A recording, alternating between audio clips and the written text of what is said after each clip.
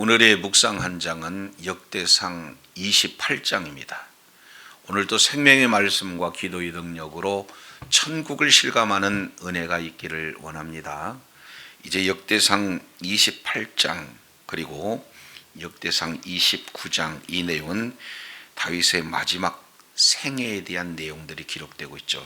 이제 다윗의 유언의 내용이 소개가 되고 있는데 바로 그 다윗의 유언은 백성들에게 이제 부탁을 하는 내용과 그리고 아들에 대한 그런 부탁을 하는 내용 그리고 실제 성전 건축에서 꼭 전하고 싶은 핵심 두 가지 내용이 오늘 역대상 28장에 기록이 되고 있습니다.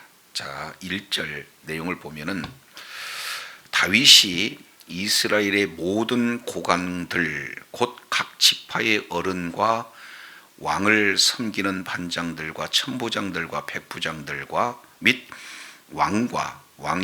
왕자의 모든 소유와 가축의 감독과 내시와 그리고 장사와 모든 용사를 예루살렘으로 소집하고 그랬습니다. 모든 사람들을 지금 소집하고 있는 거죠.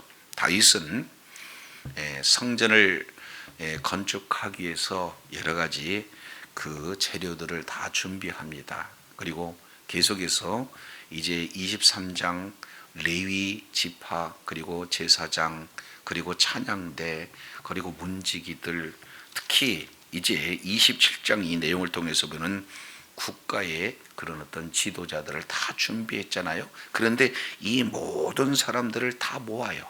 그리고 그들에게 마지막 이제 당부하는 겁니다. 유언을 하고 있는 그런 장면이죠.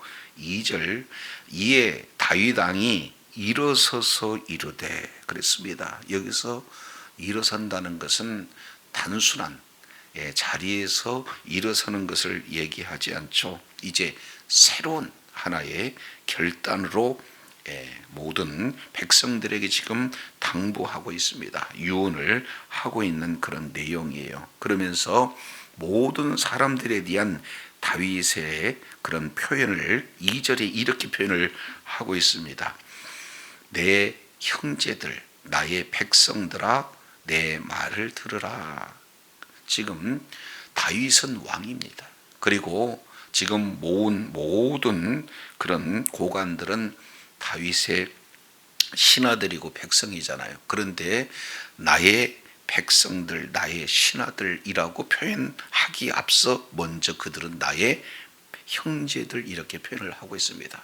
그래서 이제 다윗이 지금까지 함께했던 모든 신하들, 백성들을 어떻게 생각하고 있는가? 다윗의 마음이죠. 나의 형제들이다. 지금 이렇게 말을 하고 있는 것을 보게 되어집니다. 그래서 하나님의 임재하는 그런 성전을 짓는 데 동역하는 모든 자들을 나의 형제들이다. 지금 이렇게 말씀을 하고 있어요.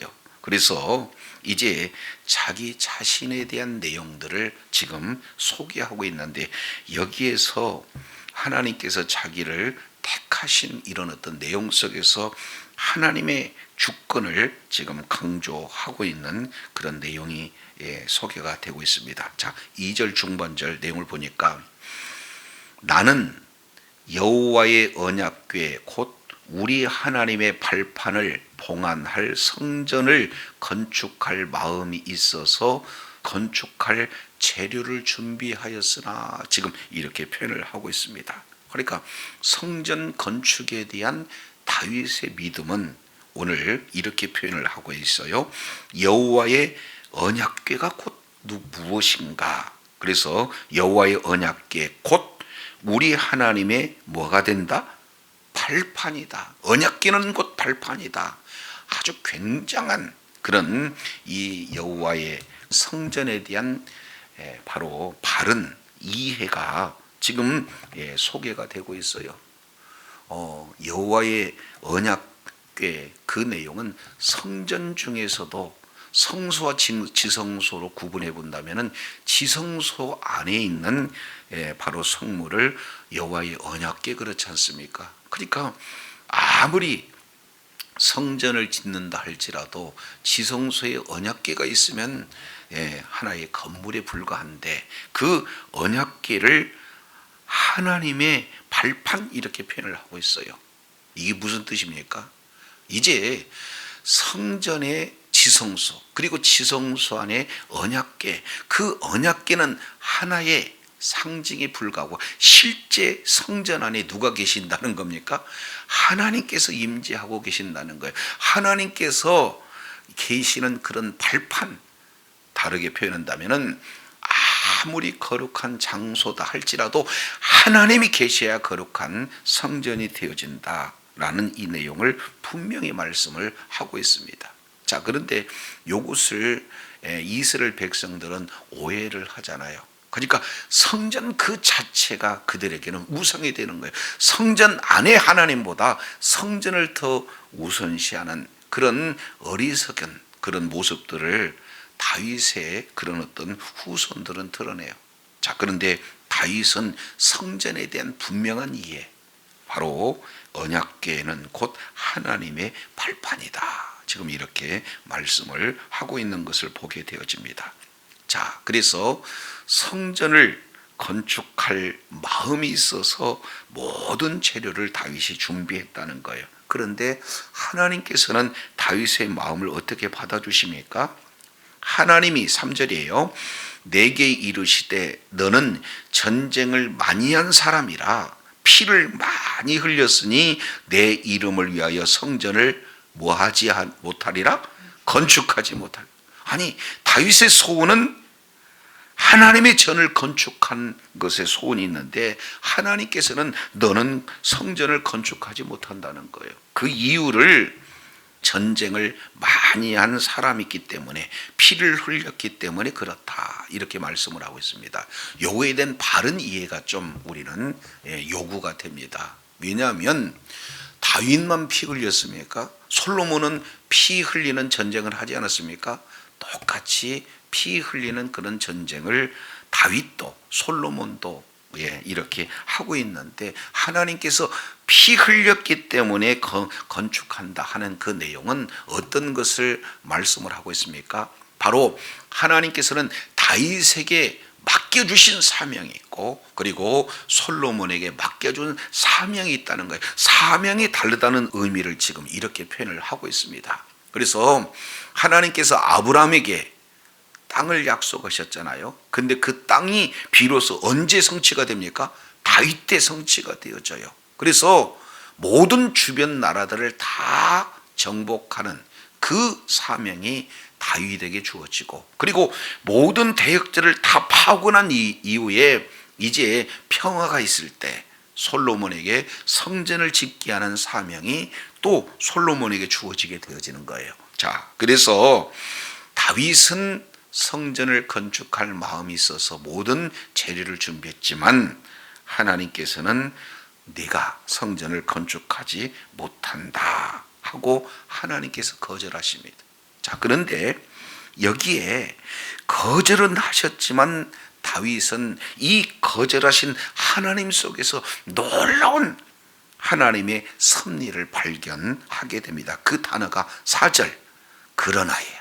그러나 이스라엘 하나님 여호와께서 전에 나를 내 부친의 온 집에서 택하여 영원히 이스라엘 왕이 되게 하셨다 하면서 하나님께서 자신을 이제 이스라엘 왕이 되게 하셨던 그 하나님의 놀라운 주권, 하나님의 놀라우신 섭리를 모든 사람들에게 유언적으로 지금 말씀을 하고 있는 것을 보게 되어져요.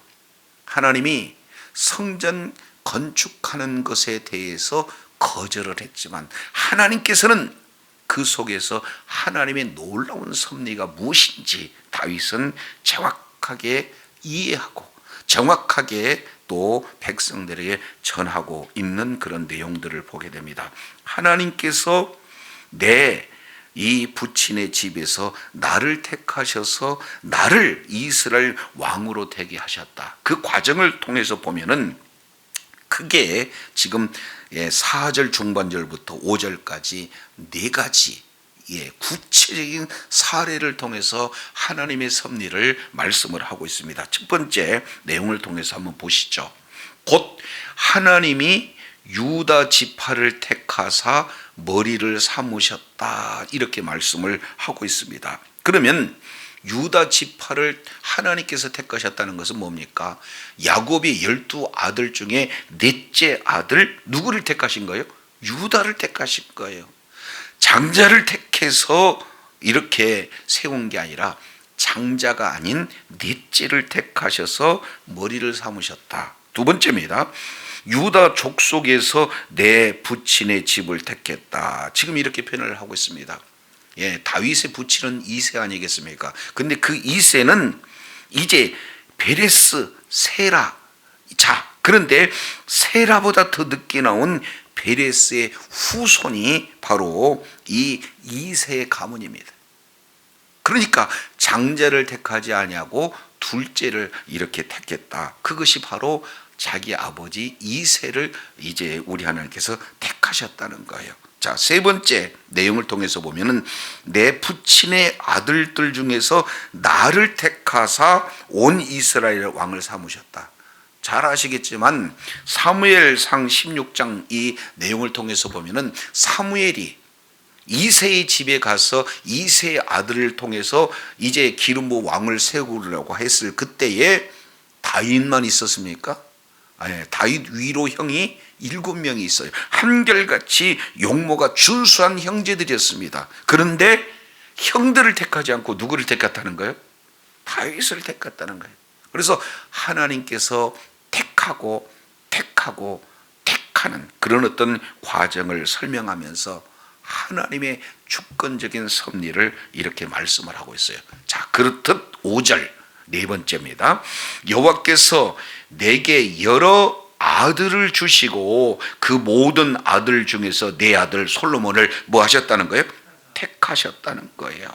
그러니까 이제 하나님께서 하나님의 뜻을 이루어 가시는데 주권적으로 하나님께서 택하신 자를 지금 사용하셔서 여호와의 나라의 위에 앉혀 이스라엘을 다스리게 하실세 그랬습니다. 여기에 참 중요한 내용이 소개가 되고 있어요. 자, 4절 하반절 나를 하나님께서 택하셔 온 이스라엘을 왕으로 삼으셨지만 내 아들 솔로몬을 우리 하나님이 택하셔서 온 이스라엘 왕이 아닌 여호와의 나라의 왕으로 택하셨다. 내 대보다 내 다음 때 솔로몬은 하나님 나라의 왕으로 이렇게 택하셨다. 그래서 결국 이제 그 하나님의 나라의 통치의 그런 어떤 권한을 이 솔로몬에게 지금 위임하고 계신 거예요. 그러니까 실질적으로 하나님의 나라의 왕은 하나님이지만 그것을 지금 누구를 세워서 통치하게 하셨다? 바로 솔로몬을 통해서 통치하게 하셨다. 이 내용을 모든 사람들을 성전보다도 성전에서 이제 봉사하고 섬길 수 있는 모든 사람들을 다 모아놓고 하나님께서 지금 이 아들 솔로몬을 택하셔서 하나님의 나라 왕위에 지금 앉혔다. 지금 이렇게 말하고 있는 거예요. 자, 그러면서 6절입니다. 이것이 언약의 핵심 내용이 6절에 포함이 되고 있죠. 내게 이르시기를, 자, 다스리게 하면서 내게 이르시기를 내 아들 솔로몬 그가 내 성전을 건축하고 내 여러 뜰을 만들이니 이는 내가 그를 택하여 내 무엇으로 삼고 아들로 삼고 나는 그의 아버지가 될 것이다. 나는 그의 아버지가 되고 그는 내 아들이 된다. 그러면 솔로몬과 하나님은 무슨 관계가 되는 겁니까? 부자 관계가 되는 거예요. 뗄래야 뗄 수 없는 관계가 되는 거예요. 그래서 그 아들을 통해서 영원토록 하나님의 나라를 통치하겠다. 이렇게 통치하게 하겠다는 그 언약의 핵심을 지금 말씀하고 있습니다. 그러니까 하나님이 솔로몬의 양육자가 되어지고 하나님의 솔로몬의 보호자가 되어지고 하나님의 솔로몬의 후원자가 되어서 영원토록 그 관계를 끊지 않겠다. 이것이 언약의 핵심 내용이 되어지는 거죠. 자, 그래서 이제 첫 번째 6절 이 내용을 통해서 보면은 솔로몬은 내 성전을 내 성전 안에 여러 뜰을 만든다. 이것은 외적인 내용에 불과해요. 그런데 7절입니다. 진짜 본질이 무엇인지. 자, 7절 내용을 보니까 그가 만일 나의 계명과 법도를 힘써 준행하기를 오늘과 같이 하면 내가 그의 나라를 영원히 견고하게 하리라. 이렇게 말씀을 하고 있습니다. 그러니까 하나님의 나라가 영원히 견고하는 거예요. 그 영원히 하나님의 나라가 견고하는 그 핵심 조건은 뭡니까? 나의 계명과 구례를 힘써 준행하기를 오늘과 같이 했을 그때 그의 나라가 영원히 견고하게 한다. 그러니까 결국 외형으로는 솔로몬이 성전을 건축을 하지만 진짜 바로 성전 건축의 본질은 뭡니까? 그 성전 안에서 임재하신 하나님의 말씀을 계속해서 준행하는 것, 이것이 본질이 되어진다. 이렇게 말씀을 하고 있습니다. 그래서 성전, 눈에 보이는 성전보다도 진짜 준비해야 할 내용은 하나님의 말씀을 순종하는 그 일임을 이렇게 분명히 말씀을 하고 있어요. 그래서 8절 요약합니다. 백성들을 향해서 자, 그러면 이제 너희는, 그 얘기는 이제 모든 지도들을 향한 다윗의 유언이 되어지는 거예요. 그것은 뭐냐? 8절 잘 보세요. 이제 너희는, 모든 지도자들은 온 이스라엘 곧 여호와의 회중이 보는 데서, 그리고 우리 하나님이 들은 데서 너희 하나님 여호와의 모든 계명을 구하여 뭐하도록 하라? 지키기로 하라. 그러니까 진짜 성전보다 중요한 것은 여호와의 하나님의 말씀을 구하고 지키는 것이다. 그랬으면, 그렇게 하면 너희가 이 아름다운 땅을 누리고 너희 후손에게 끼쳐 영원한 기업이 되게 할 것이다. 궁극적으로는요, 성전 건축보다 이것은 외형적인 내용이고 하나님의 말씀을 구하고 그 하나님의 말씀을 지킬 때 우리 하나님께서 그들에게 놀라운 그런 분복을 허락하신다. 이 내용을 지도자들에게 지금 당부하고 있는 내용이에요. 자, 그러면서 이제 솔로몬, 다윗의 아들 솔로몬에게 부탁하는 유언의 내용이 9절 10절에 있습니다. 여기는 크게 세 가지죠. 같은 내용인데 조금 더 구체적으로 표현해요. 지도자들에게 이제 하나님의 말씀을 구하고 지키라 말씀하신 지금 내용이 이제 그 아들 솔로몬에게는 이렇게 표현합니다. 9절 내 아들 솔로몬아, 너는 내 아버지 하나님을 뭐하고? 알고. 첫 번째 하나님을 알아라.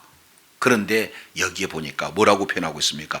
내 아버지 하나님. 그러니까 체험적인 신앙을 지금 그 아들 솔로몬에게 전수하고 있어요.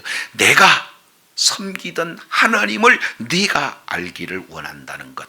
두 번째 내용을 보니까 온전한 마음과 그리고 기쁜 뜻으로 하나님을 섬기라, 이렇게 표현하고 있습니다. 여기에서 알라라고 하는 것은 우리가 잘 알고 있는 야다라는 단어예요.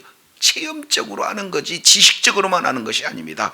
관계를 말하고 있는 거죠. 두 번째는 온전한 마음과 기쁜 뜻으로 뭐 하라는 것? 섬기라. 여기서 섬기다는 것은 아바드, 섬기는 것은 단순한 섬김의 내용이 아니라 하나님을 예배하다.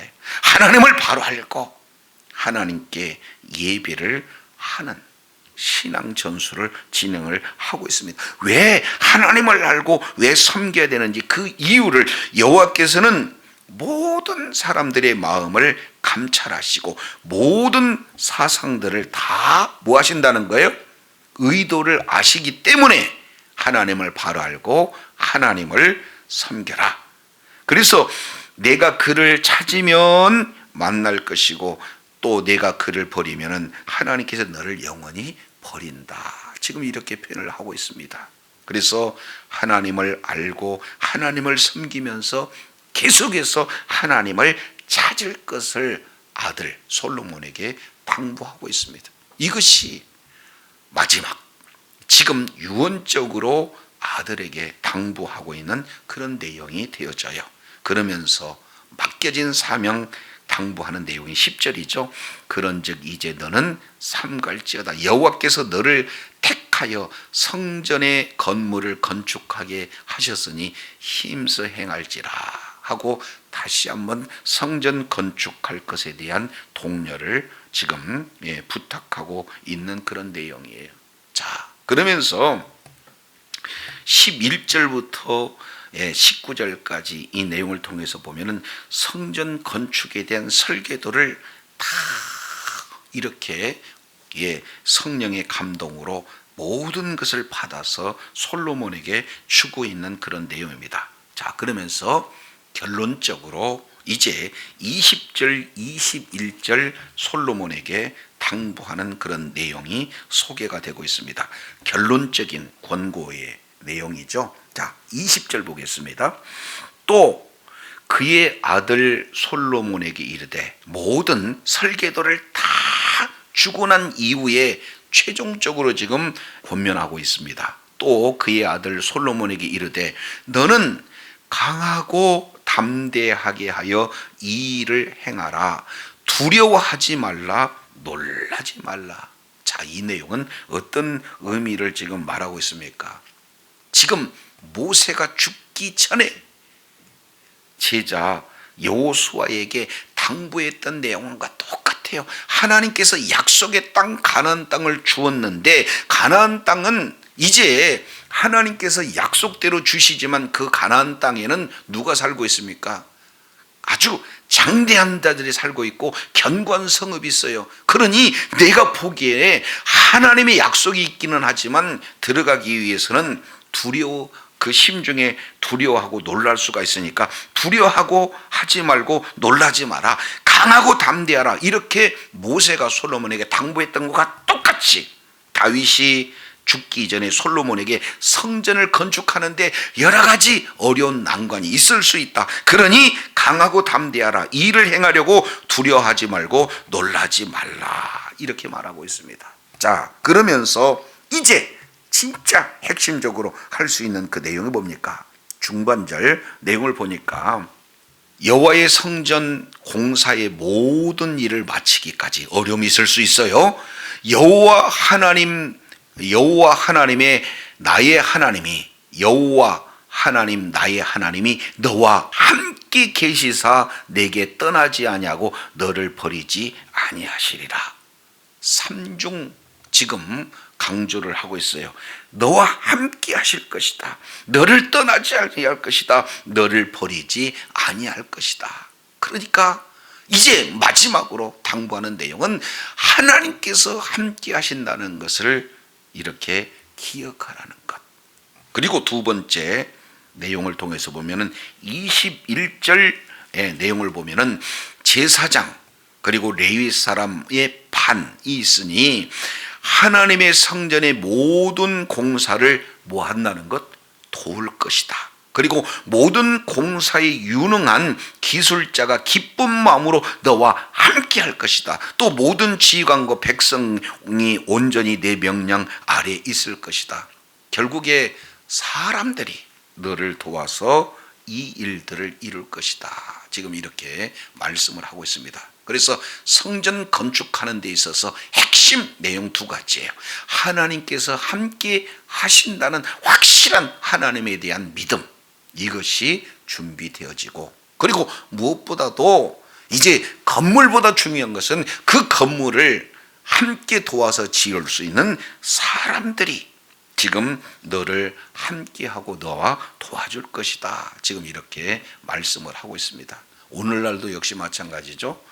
이제 교회 건축을 하는 데 있어서 하나님께서 함께 하신다는 확실한 믿는 믿음이 무엇보다도 중요하죠. 그리고 사람들이 하나가 돼서 함께 돕지 않으면 이제 온전히 건축이 완공이 되어지기가 쉽지가 않습니다. 자, 이런 어떤 상황을 통해서 크게 두 가지로 요약을 하고 있어요. 다윗은 그 아들 솔로몬 그리고 온 백성들에게 당부하는 그 내용은 이제 외적으로는 성전을 건축하라 이렇게 말씀을 하고 있지만 진짜 본질적인 내용은 뭘 준비하는 거예요?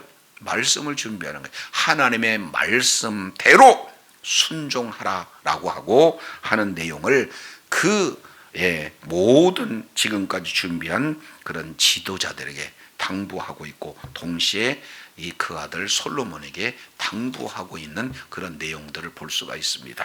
그래서 저 여러분도 외적인 그런 어떤 이 건물 매우 중요해요. 그러나 그거보다도 더 본질적인 것은 그 건물 안에 있는 성전 안에 있는 하나님께서 하신 그 말씀에 순종할 때 그 하나님께서는 나는 너의 아버지가 되고 너는 내 아들이 될 것이다. 이제 부자의 관계가 영원하듯이 하나님께서 그 언약을 그대로 믿고 순종하는 그들과 함께 계속 동행해 주시고 그리고 하나님이 함께 계실 때 그를 도와 많은 사람들이 함께해서 도와 이 모든 주님의 몸된 교회를 이제 세워나갈 것이라고 분명히 오늘 말씀을 하고 있습니다. 그래서 날마다 삶의 여정 속에서 말씀을 기억하고 말씀에 순종할 뿐만 아니라 이제 하나님께서 이런 성전을 건축하는 그리고 어떻게든지 이제 교회를 세우고자 하는 하나님의 나라를 확장하고자 하는 그 뜻을 같이 한 많은 사람들을 보내주시고 함께 하시고 돕게 하셔서 하나님의 뜻을 이루고 하나님 나라를 확장하는 일에 귀하게 쓰신다는 그런 확신을 저와 여러분이 갖고 끝까지 의로운 병기로 쓰임받고 주님께 영광 돌리는 복된 자리에 있기를 간절한 마음으로 소원합니다. 기도하겠습니다. 거룩하신 하나님 아버지, 오늘 다윗은 이제 그 생을 마감하면서 모든 지도자들을 모아서 그들에게 당부하는 내용은 성전을 건축하되 하나님의 말씀을 이제 구하고 지키는 자리에 있을 것을 이제 지도자들에게 당부합니다. 동시에 그 아들 솔로몬에게 하나님을 바로 알고 하나님을 섬기되 이제는 늘 하나님을 구할 것을 주문하면서 이제 약속하신 대로 이 하나님의 성전을 건축할 것을 말씀을 하고 있습니다. 그러면서 최종적으로 당부하는 성전을 건축함에 여러 가지 어려움이 있을 수 있으나 하나님께서 함께 하시니 두려워하지 말고 놀라지 말라. 그리고 강하고 담대하라 당부할 뿐만 아니라 지금까지 사람 세운 그 사람들이 도와주실 거다, 함께 할 거다라고 우리 주님 말씀하고 있습니다. 늘 삶의 여정 속에서 우리는 영적 전투를 진행을 합니다. 많은 영혼을 주님의 품으로 이끕니다. 바로 복음을 증거해서 주의 나라가 확장하는 그런 일에 두려워하지 말고 놀라지 말고 이제 강하고 담대할 수 있는 내용은 하나님께서 함께 하시고 하나님께서 준비한 영혼들 도울 수 있는 그런 사람들을 맡겨두셨다는 사실을 이제 다시 한번 말씀을 통해서 일깨워 주셨사온즉 주님 오시는 그날까지 하나님 나라 확장하는 일에 존귀하심 받는 복된 자리에 있게 하여 주옵소서. 감사드리며 우리 구주 예수님 이름으로 기도드립니다. 아멘.